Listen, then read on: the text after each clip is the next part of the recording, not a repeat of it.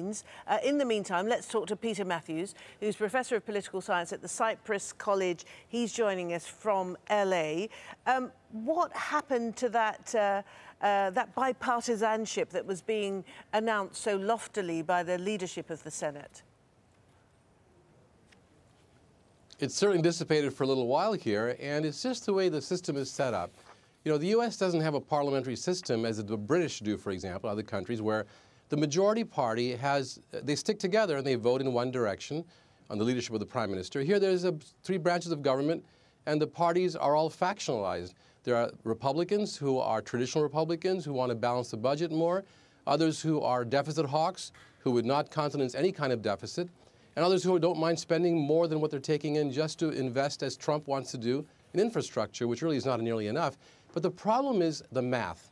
All they have to do is stop these unfair, unnecessary budget cuts the president pushed through, $1.5 trillion worth, mostly on the super wealthy, and use that money to bring the deficit down and bring the debt down, because the debt is $20 trillion, and that's why many different factions are against passing this budget.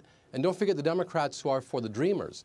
In the House and the Senate, Democrats want to make sure the dreamers, the little young children who are brought here by their parents illegally from across the border in many cases, don't have a chance to become citizens unless this is settled.